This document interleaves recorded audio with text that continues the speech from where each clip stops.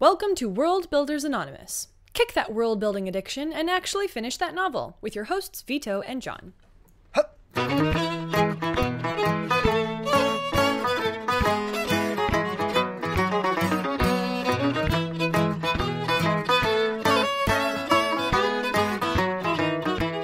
Oh, there's fridge and income beverage crack in like 5, 4, 3, 2, 1.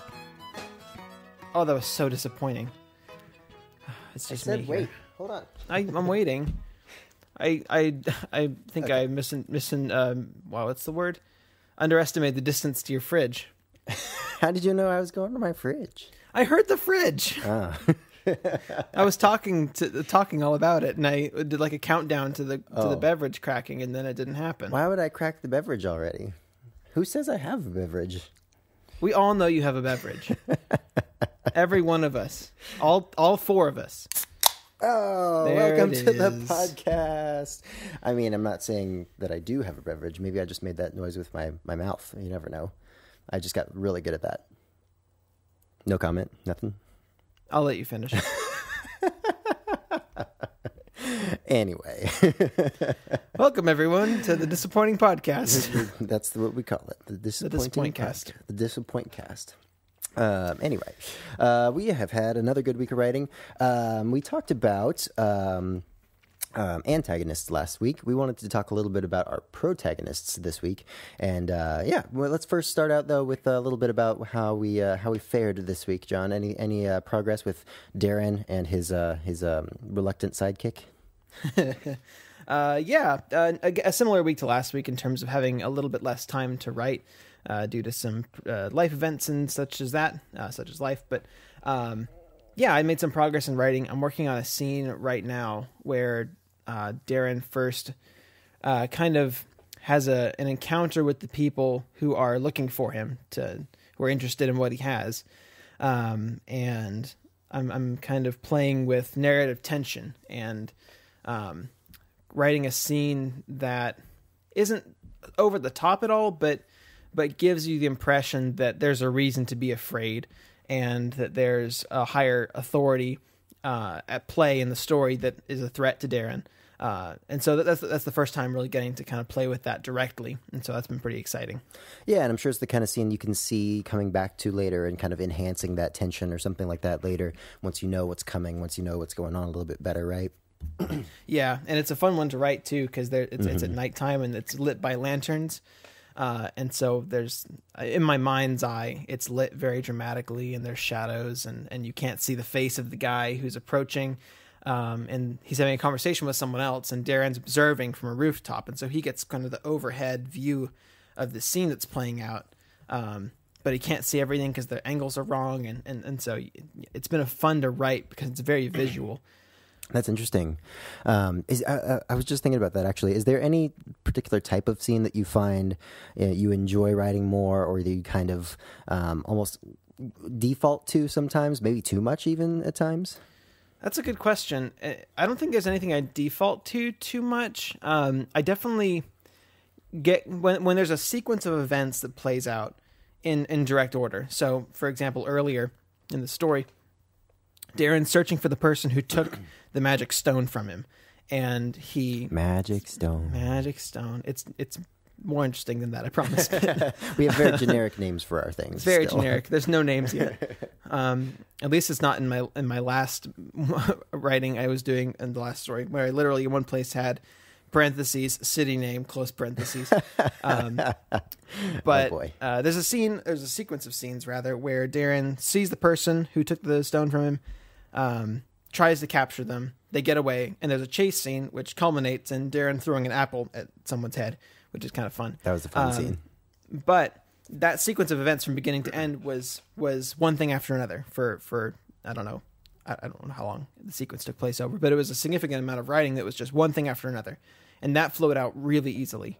The thing I think I struggle with more is condensing several events into short pieces of writing and having smaller scenes that aren't quite as connected. Yeah, for the purpose of passing time. Yeah, it's hard to know what to show, what not to show when you're trying to cover a long period of time like that, or a longer period of time. It's not one continuous scene. It's like, how much do you show? How much do you not show? That kind of thing. Yeah, for sure. Right. But when I give myself permission to show everything for this period of time, that's the easiest for me. Yeah, because sometimes you get bored if it's like, well, this isn't going anywhere. What am I doing here? This isn't really enhancing anything. It's not contributing to the character or whatever, And maybe that's a good indicator of like, okay, let's skip some time, see what's happening about an hour from now. Or like, what's the next thing they need to do? Let's skip to that. Yeah, that's tough to manage sometimes. And like I've said before, I'm giving myself a little bit more permission to do the skipping of time. Even in small increments, like in right before the scene I've been talking about, where he's encountering the opposition for the first time. Directly before that, they have a conversation with some shop owner, and then it's hinted at where they're going to go to sleep for the night, and then I just kind of cut to him being woken up in the middle of the night. And hopefully that transition is fine. I mean, it doesn't really matter if it is, because I'm almost certainly going to change it later, but for the purpose of right now, that's good enough. And I'm letting myself understand that for the purpose of right now, things can be good enough. Yeah, for sure. I was really thinking in regards to your story in particular, you're really, writing in general has been described so many times from people I've listened to, whether in podcasts or lectures and that kind of stuff, as simply answering questions. You present the character with a problem, and they have some questions that they would, as a real person, ask themselves about how to solve that problem. For example, Darren finds himself in this, unfamiliar city. What are the questions he's asking himself? Like, where can I sleep? How can I eat? How can I do this? How can I do that? How can I find this person I need to find? And the story is them answering those questions and figuring it out. And so you, as the author, have to ask yourself those same questions, especially when you're discovery writing, and almost putting yourself in the shoes of that character more than anything, rather than kind of looking down from on high, as more of a plotting perspective might give you, in terms of, looking ahead to the future, because the character doesn't know what the future is. They're trying to figure out what to do in the here and now, just like you as the discovery writer are trying to figure out what to do in the scene here and now. And so, I was asking you a little bit before the podcast, like, what do the authorities who are chasing him know? What questions are even they trying to answer in terms of finding him, finding the stone? Because that's going to give you a lot of insight into what happens next if you can figure out their mindset in addition to your main character's mindset in the situation he's in, because there's other characters doing other things in the situation they're in too, and that influences what you're doing with Darren as well. So asking yourself those questions and then answering them is a huge part of it, I think. Yeah, and definitely that's something I need to do a little more of as the story progresses a little more. I think to this point it's been fine, but moving forward, now that a few more characters are getting introduced, I need to start thinking more and more about along the lines of what their motivations are, what they know, why they're doing what they're doing, not just from the standpoint of like, this guy is a minion of some organization, right? He's doing what he's doing because he's been told to, but what else is going on? Why is he doing what are what he's his told feelings right now? of it? Why is he doing exactly right?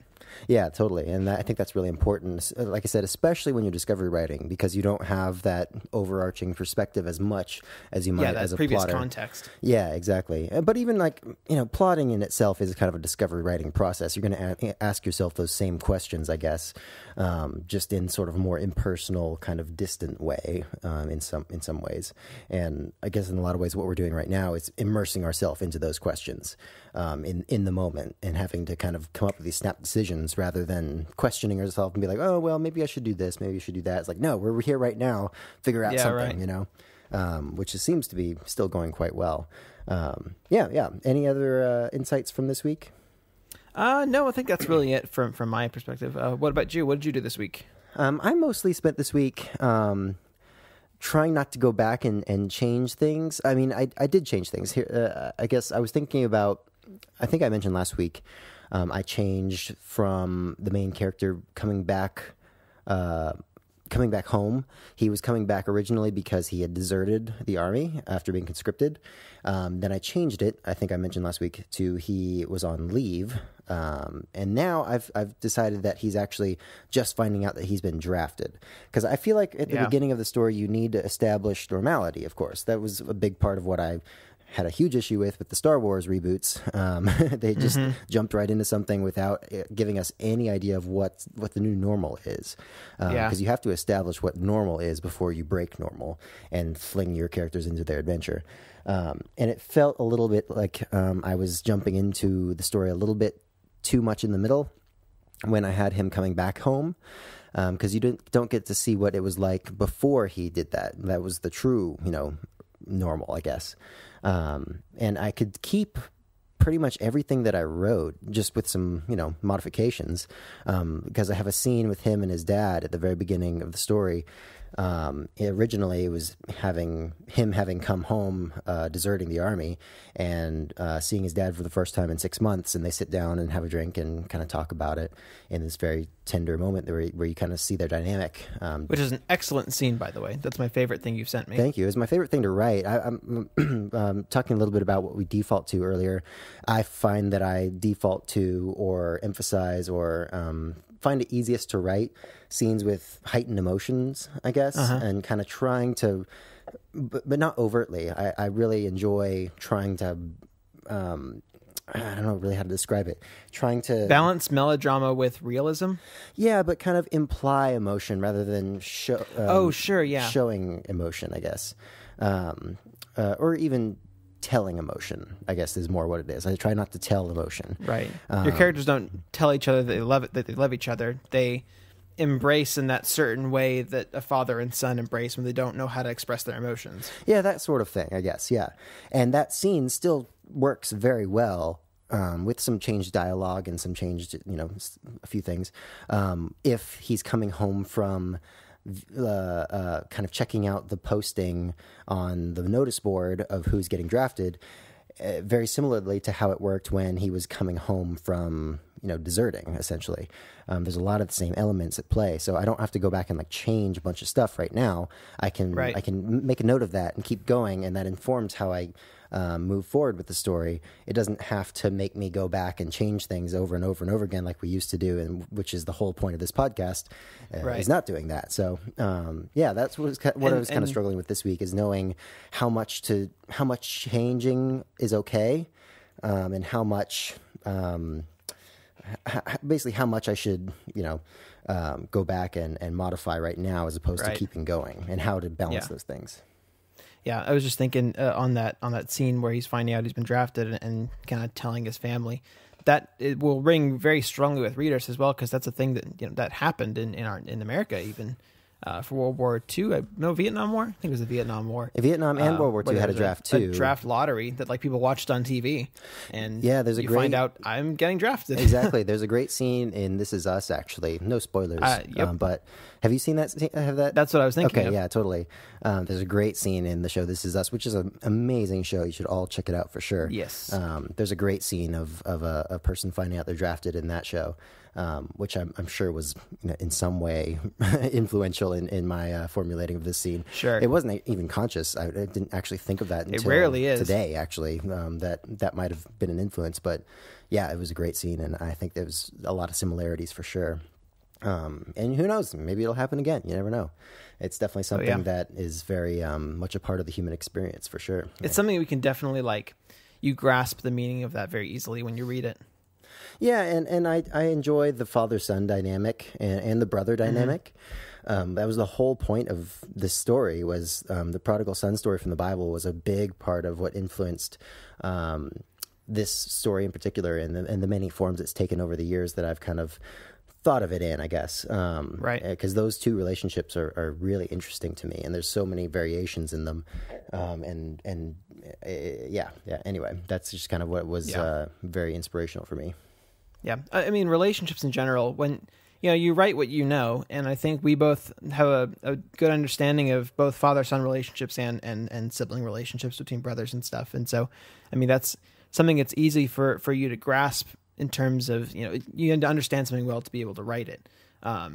It's something you probably gravitate towards for that reason. What's really hard for me is allowing it to be dysfunctional because there's very little about our relationships with each other or our dad that's dysfunctional, and in fact almost nothing, which is pretty great. But I can't really think of it. No, but it's really hard for me to let characters be dysfunctional. I think I've mentioned that before. And so even the younger brother, no offense, who's supposed to be more the dysfunctional one in this relationship, I'm still having a hard time letting him be the one who's like rebellious and like, you know, going against the grain and, you know, doing breaking the rules and that kind of stuff. For some reason, even though that's what the story is, and I've thought of where it goes, and I'm very much like wanting that to happen, but even as I'm writing in the scene, I'm like, oh no, you can't do that. Oh, that's bad. No. Yeah, I struggle with the same thing, because your main character in your brain always ends up something of a surrogate of yourself. I think so, and that's a hard temptation to overcome. Yeah, right. And so I struggle to, I put myself in his shoes as a matter of like a habit that just I can't avoid, and I think, what would I do? But then I have to stop myself and think, no, it's not important what I would do. He's not me. He's his own character who I've told myself is like this and like this and like this, not like me.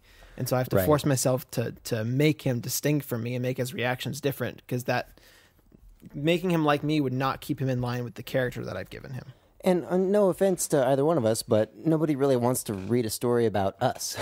You know, I don't have a magic stone. I'm a big fan of my life. I'm sure you're a big fan of your life, but it's not necessarily the most interesting reading necessarily. I don't know. I have a really cool dog. That is true. Like to read about my dog. You sent me a little video right before we started recording of her catching a ball or something.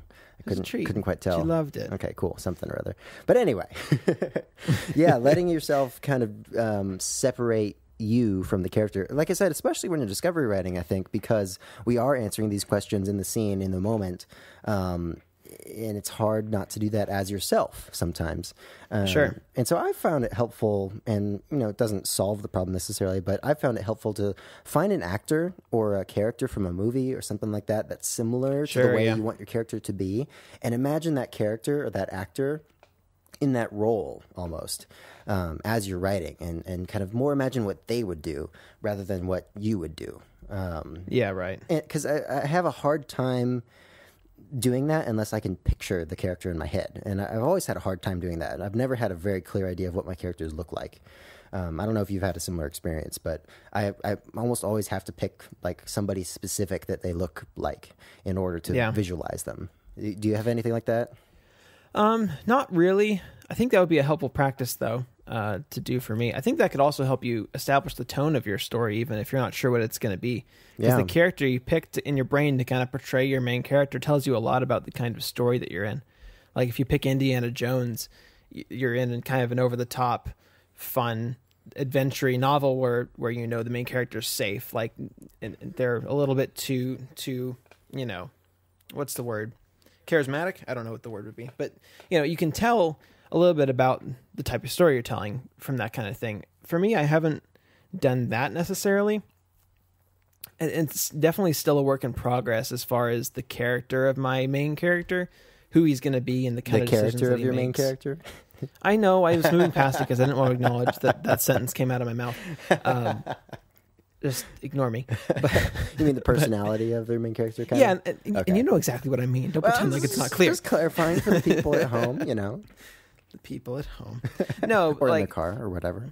Right. As I'm discovery writing, I haven't put a ton of specific thought into who my main character is.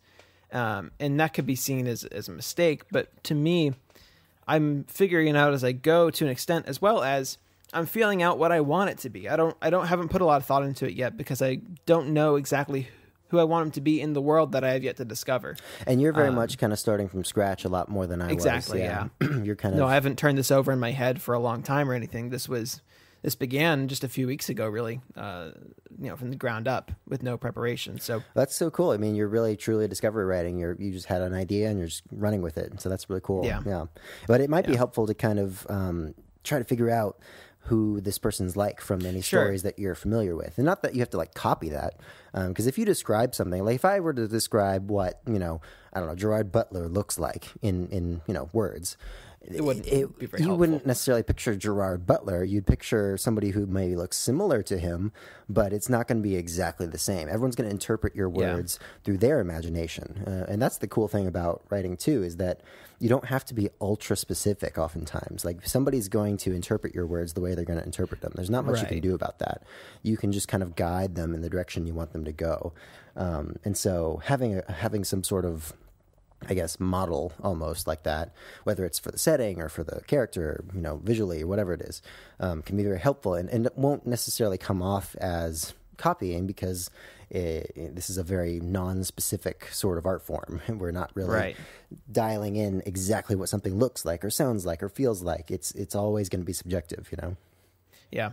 Kind of a strategy I've given myself as well in terms of figuring all that stuff out. I was worried that if the first thing I did after coming up with this idea was jumping in and trying to figure out who everyone is and the setting and all that, I would end up doing the same thing we've always done. Yeah, and the thing totally. We're trying to not do, which is just incessantly think about all the things about the story and never actually write the story itself. Totally. So my plan is write the first few chapters, like maybe 4 or 5 chapters, and establish sort of the beginning of the story. And the beginning of the story is going to end, like I said before, someone took Darren's stone and someone took it from that person. And so Darren's trying to track down that person and get it back.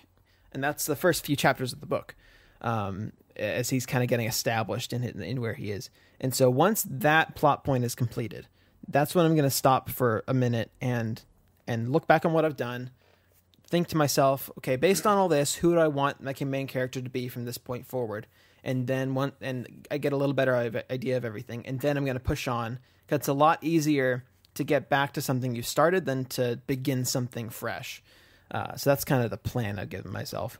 I think that's a good idea. Kind of allow yourself to figure out the story through writing the beginning of it and kind of go from there, and reverse engineer your way to the end almost, right? Yeah, something like that. And it gives me a chance to... Inevitably, when you're writing a story, you're thinking about it all the time, especially when you're writing it. And so inevitably in that writing, there was going to be a lot of brainstorming anyway about what my city looks like, what my characters are like. And so it was one of two options: do that thinking while not writing, or do that thinking while writing. Yeah, I was just thinking that actually, like that goes into the whole idea of what we've been talking about, which is your first draft ends up being your brainstorm session. You could either have a first draft done with your brainstorm, or you could just have a lot of notes that aren't actually a story. And it seems like that's the better option. At least for where we are right now. I'm sure somebody else might have a lot more success plotting things out in the beginning. And we both thought that would be the case, but it turns out not to be the case. Yeah, if you have a method that you go by to write and you're successful in it, then do that. Don't do anything we're saying. If you have something that works for you, don't listen to us. So, I was having a lot of success. I already finished 2 novels, but I guess I'll try their version or whatever. Don't do that. Don't do that. I just got this picture of like Patrick Rothfuss listening to our podcast, and I'm like, oh, you know what? I should do that. No. Well, I mean, we're all for you listening to our podcast, Pat, but you do your thing. Yeah. Although maybe it would help you finish your book faster. Hint, hint. Anyway. That was cold. Man, I got to go back and read all his books again because I've totally forgot what happened in them. It's been so long. I know pretty well what happens in the first one, but the second one I don't really remember that well. Anyway. Besides, let's do a quick little discussion of our protagonists real quick, since that was ostensibly the whole point of the podcast today. The original idea. No, I'm glad we talked about all the stuff so far, but let's finish up with a little quick talk about our protagonists and kind of what we're doing to make them compelling and identifiable and empathetic and that kind of stuff. For you, what gave you the idea for Darren as a character in the first place, and what makes him interesting to you? Or is it more kind of the story around him that makes this idea interesting? But the idea for Darren began with the whole idea for the story, really, and him in particular, began with the idea that as we grow older, we're capable of more, and our capacity for enduring things increases. The things Darren starts the story, I think he's 16. I haven't fully decided his age yet, but he's around something 15 or around 16. There, yeah. And the things that are overwhelming to you at 16 are generally things that you're much more equipped to handle when you're 24. And that growth in capacity of the person to experience things and overcome things kind of struck me as very interesting. And so the idea for Darren was to give him this completely overwhelming situation and have him be overwhelmed and let him be overwhelmed. Whereas in some stories, you might find the main character taking on this impossible task with confidence and just setting off and doing it. Darren doesn't know what to do. And his first thoughts are, how am I going to eat? How am I going to sleep? He hasn't even a few chapters in considered how he could possibly actually do what he's supposed to do right now, which is, find this person who he doesn't know in the city he has never seen with a stone he doesn't understand. Like, he doesn't know anything about his situation except that he has to accomplish this. And so he's completely overwhelmed, and he and his friends are relying on him to do the thing he can't do. And I wanted to put him in there and find out what he did and what happened to him. Because it's discovery writing, it's almost like, doing an experiment that you don't know the answer to. And I'm excited to see where he goes. But what I want to happen is that over time, maybe he accomplishes this short-term goal, but that opens up into an even bigger goal. He found the person who can help, but they can only help a little bit. And he still has to do most of the work himself. And, as the story goes on, he gets a little older and a little wiser, and he discovers more of this city and the people in it, and he gets friends and he makes enemies. And then as he grows in his capacity to handle things, he finds himself doing things that, a year ago he thought impossible. And that was an interesting story for me to tell. Yeah, totally. And it's going to be really important in that case, if that's your goal, to kind of establish what like I said before, what his normal was before. Like, what is he used to? Right. And what is changing about the situation now?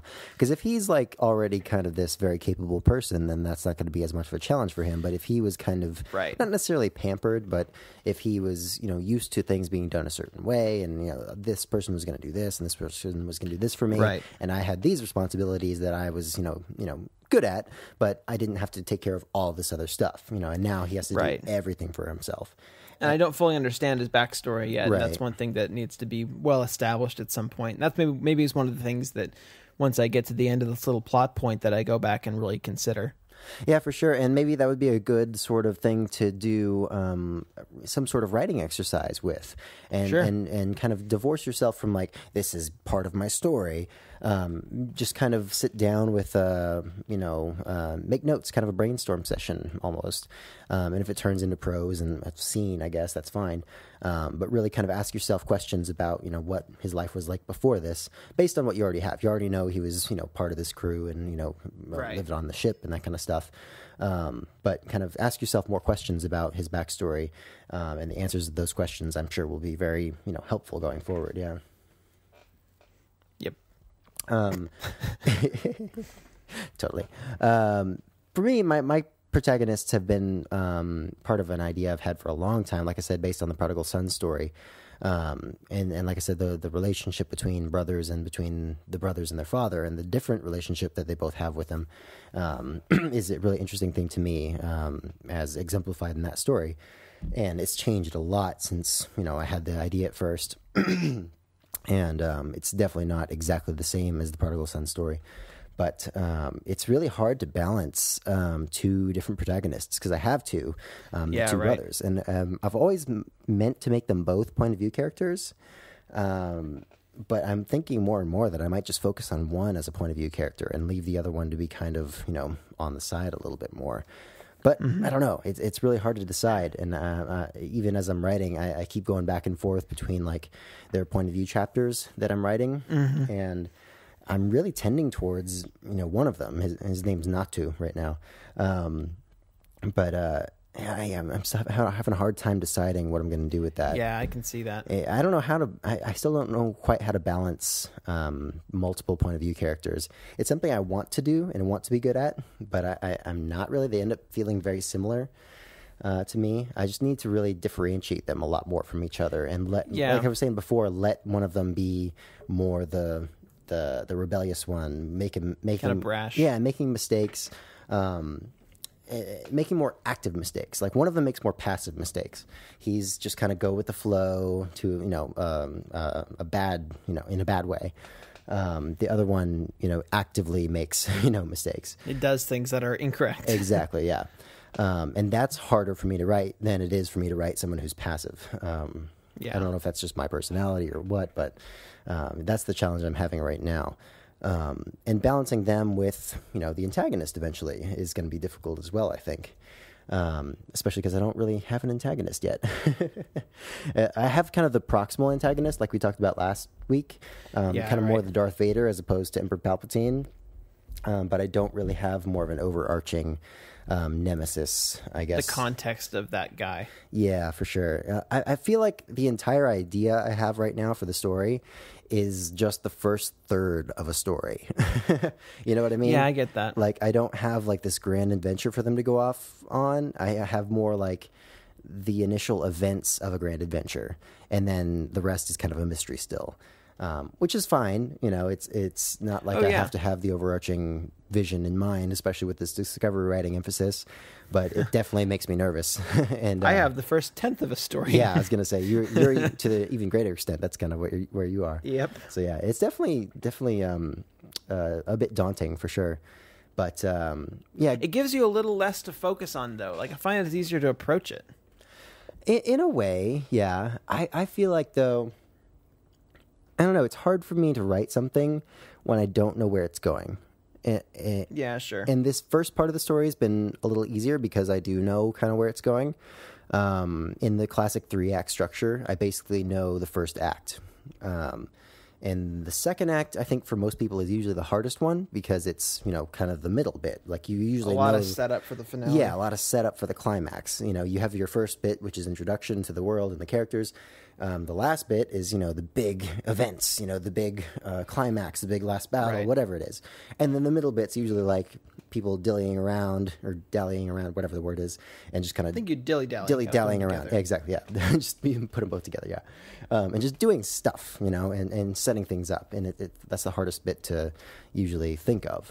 Yeah, sure. But I don't even really have a climax. I'm just kind of wandering around in the dark, it feels like, as far as what happens after, one main event that's going to kind of close out the first act.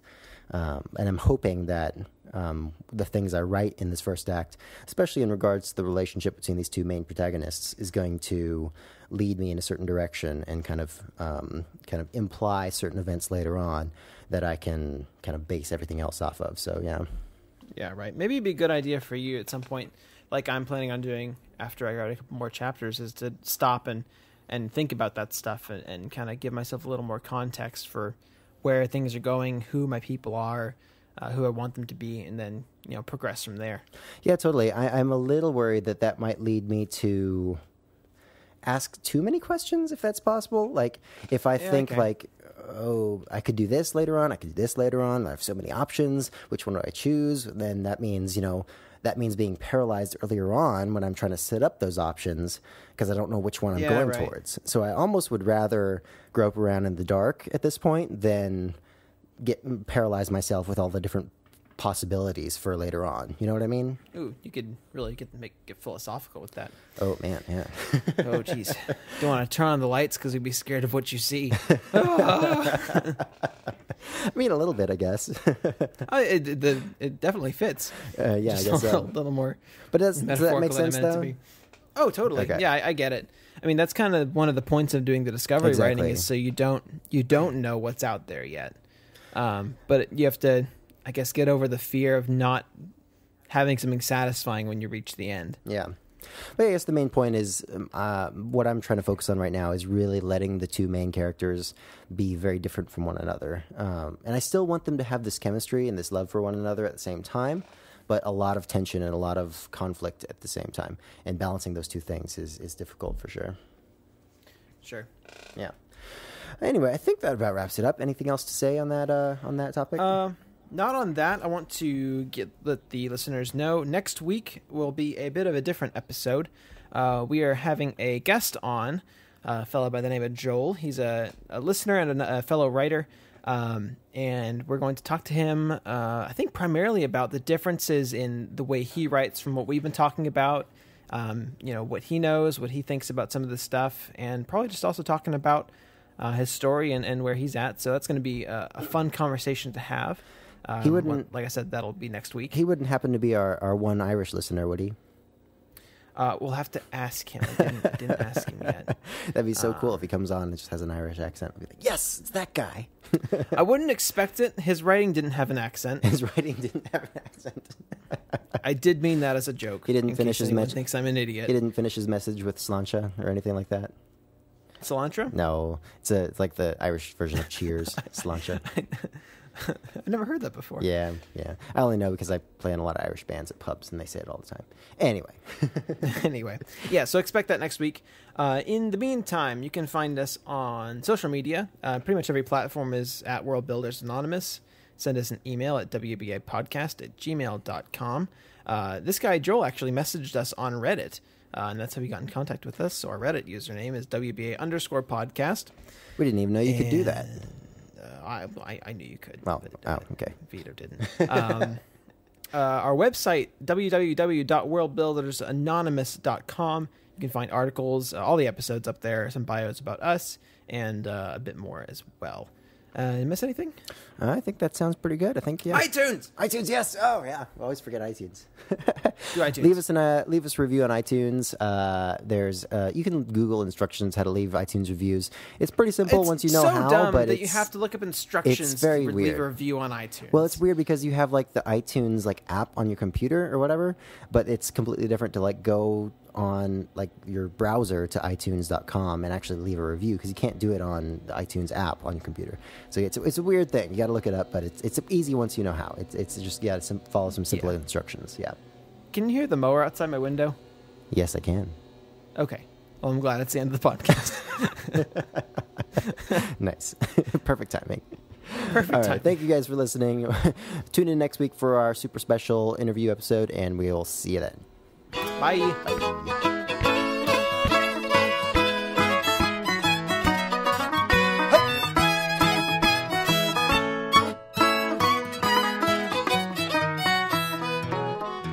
This show is sponsored in part by Audible. Visit worldbuildersanonymous.com/audible to check out what the guys are listening to right now and to receive a free audiobook.